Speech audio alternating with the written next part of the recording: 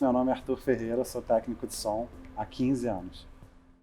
Eu terminei o segundo grau muito cedo, eu terminei o segundo grau com 16 anos, então eu tinha muita dificuldade de imaginar o meu futuro, mas nessa época eu pensava que seria alguma coisa com comunicação, viagens, daí eu ter tentado fazer turismo. Então.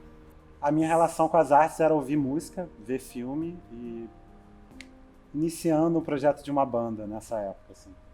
Eu já tinha participado de algumas produções como estagiário e já tinha assistido algumas coisas nessa época. Uma coisa que marcou muito foi a Máquina, que era no Teatro Casa Grande. E logo depois o Teatro Casa Grande pegou fogo e a gente entrou com o Wojciech, que era uma peça com o Matheus Nastergalli, com produção da Miriam Gilvino. E eu participei desde o início, desde a escolha do lugar com a produtora. E a gente pegou o teatro todo queimado e a solução dela foi pintar o teatro todo de preto. A gente pintou tudo de preto e construiu meio que um teatro dentro do teatro. Então ali foi a primeira vez que eu atentei para tudo que ocorria dentro do teatro, desde a parte técnica até a parte estrutural, e acabei, no final das contas, prestando um pouco mais atenção no som, mas vendo tudo. Assim. Quem fez a trilha sonora do espetáculo e o sound design do Wojciech foi a Andrea Zeni. E aí eu fiquei perturbando ela até ela me dar aula. Fazia faculdade de turismo de manhã na Ilha do Governador, de tarde eu ia para Botafogo, era office boy, e de noite eu ia para o teatro ser estagiário de produção. Aí essas três coisas estavam muito puxadas para mim, então eu decidi parar com a faculdade e me dedicar só ao curso de áudio. Fui evoluindo como aluno, comecei a participar de atividades com ela. Depois de um tempo fazendo esse curso, acompanhando a Andrea nas montagens, desmontagens, ela acabou me oferecendo uma vaga no teatro da UERJ, que foi onde eu fui trabalhar e fiquei 5 anos. Inicialmente eu trabalhava só no Odilo Costa Filho, que é o teatro de 1.256 lugares, era o segundo maior do Rio na época. E depois a gente também pegou o Teatro Noel Rosa, que é um teatro menor, de quase 300 lugares, mas que acontecia de um tudo. Assim. Arthur, você já tinha ido ao teatro antes de começar a trabalhar em uma produtora como office boy? Já, mas quando eu era criança, muito rapidamente, com um passeio de escola, uma coisa bem rápida. E como é o seu trabalho no teatro? Como é a sua rotina dentro do teatro? Nessa época que eu era contratado de teatro, era ficar disponível pelo menos 12 horas por dia dentro do teatro. Nessa época acontecia muita coisa dentro desses dois teatros. Sapateado, dança, balé, formatura, show, musical. Então a gente estava o tempo todo ocupado. E quando não tinha teatro, o teatro era ocupado pelas outras seções da UERJ. Por exemplo, a UNAT, que era a Universidade dos Idosos, eles usavam o teatro, então a gente também ficava à disposição para eles. Então eu trabalhava, quando eu estava de folga, na verdade, no teatro, a gente estava ensaiando a peça dos idosos da UNAT que iam se formar, enfim. Era mais ou menos essa a minha rotina.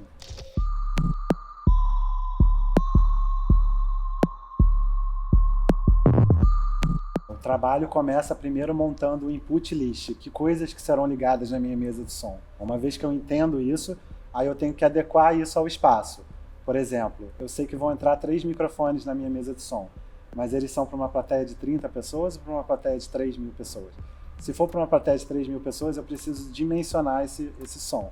Então a gente vai precisar de mais caixas de som, vai precisar de mais amplificadores de potência. Aí uma vez que a gente fechou isso, a gente vai para a parte dos ensaios, onde a gente vai testar o som para o público e o som para os artistas. Se for uma banda, por exemplo, tem toda a parte de monitoração, e depois a parte do PA, que a gente chama, né? Que são as caixas que estão endereçadas para o público.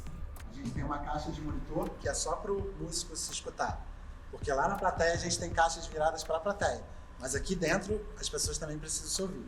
Aqui tem outro lado da caixa, para quem estiver aqui também se ouvir. Todos esses microfones vêm para cá, nesse caso não tem público, então a gente vai mandar para a pessoa que vai captar e colocar na internet. Então o trabalho começa lá atrás, na definição do que vai entrar na mesa de som, e termina com o que está saindo da mesa de som nas caixas de som para a plateia. A tecnologia está sempre avançando. De um ano para outro muda tudo, muda toda a tecnologia que você utilizava, mudam os consoles. Então você tem que estar sempre estudando, sempre se readequando, sempre se reinventando. O som ele está em função do teatro. Ele precisa trazer emoção, trazer sentimento, trazer a voz do artista para um público grande. A gente meio que está coatuando, dependendo do espetáculo, sabe? O som tem uma importância, às vezes, muito grande no espetáculo. Mas, ao mesmo tempo, ele não pode dominar, chamar atenção ou estar na frente. Então, é um yin-yang, é um meio a meio. Você não pode aparecer muito, mas, ao mesmo tempo, a importância é muito grande. Assim, você está lá o tempo todo, sabe? participar de um espetáculo de teatro é muito emocionante. Você está fazendo uma peça para uma pessoa, pode ser a primeira vez que ela foi assistir uma peça, pode ser a última vez que ela vai ver uma peça. Você está trabalhando com emoção à flor da pele. É muito mágico, eu me sinto muito bem fazendo isso. O som, a luz, o cenário, a relação é simbiótica, assim, um não vive sem o outro, a gente trabalha em conjunto. O trabalho separado também é possível, mas eu sou muito dessa escola de trabalhar em simbiose. Então, além do teatro, você atua numa banda também, que é a Sim, Biltri. eu toco numa banda, tenho um bloco de E faz carnaval parte do bloco, também. né? Minha Luz é de LED. Acaba que também uma coisa influencia na outra. Por exemplo, na Biltri a gente construiu a Banana Bike, que é o nosso triciclo de som. Então eu trouxe toda a minha bagagem de som para a banda. E a gente montou esse triciclo cargueiro que funciona com bateria. E eu acho que isso já é o som interferindo na minha parte da banda, assim como alguma coisa da banda também acaba interferindo no meu trabalho de técnico, ou na hora de fazer um sound design, ou na hora de fazer uma trilha. Eu acho que essas coisas estão sempre jogando, assim, tabelando. O bloco Minha Luz é de LED é um dos mais queridos do Carnaval de Rua do Rio de Janeiro. Como é que vocês começaram? Quantas pessoas puxam esse bloco junto contigo? Quando a gente começou, éramos 8 pessoas. A gente começou fazendo uma festa do Minha Luz é de LED para 60 pessoas. Hoje em dia nós somos 5 pessoas e a última vez que a gente saiu deu 40 mil pessoas.